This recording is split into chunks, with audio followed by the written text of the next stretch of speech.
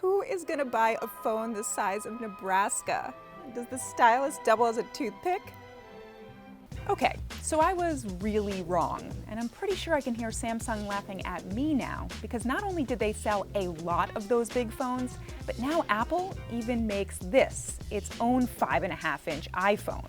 But Samsung, the phablet pioneer, endures, and its new Galaxy Note 4 has a higher resolution 5.7-inch screen, an improved hardware design, and software tricks that actually take advantage of the bigger screen.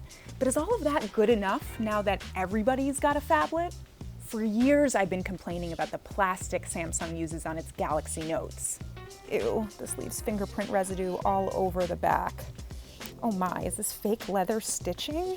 And Samsung must have been listening, because the Galaxy Note now has a metal frame that makes it feel like an actual well-made phone, and the leather pattern on the back still remains, but it does feel nice and soft now. That said, the edges of the phone are a bit sharp. I prefer the curves of the iPhone 6 Plus and the new Moto X. Oh yes, Samsung improved the 3.7 megapixel front-facing camera, because you know, selfies. Everybody in. I was able to take that shot by just tapping on the phone's heart rate monitor, and I used the wide selfie mode to squeeze in more faces. The rear 16-megapixel camera has also been improved. It now has an enhanced digital zoom, though the iPhone 6 Plus still takes slightly more detailed photos.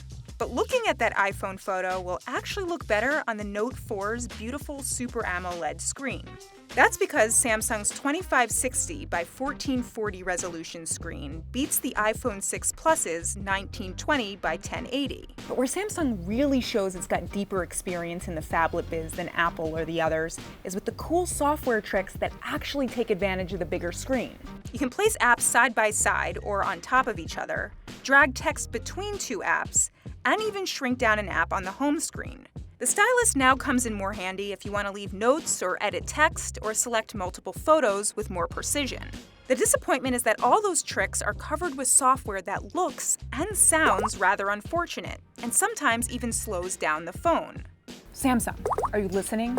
Please stop with all these bloops. Please stop with all this neon green and teal stuff. And these icons, they hurt my eyes. The Moto X uses a clean, beautiful version of Android, and my colleagues report that Google's new Nexus will have the next version of Android and an even bigger screen. And that's why it's hard to say that the Note holds on to its phablet crown.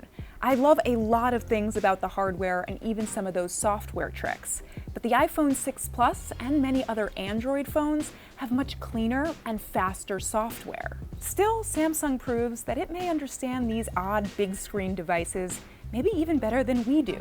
And of course, that's been the case since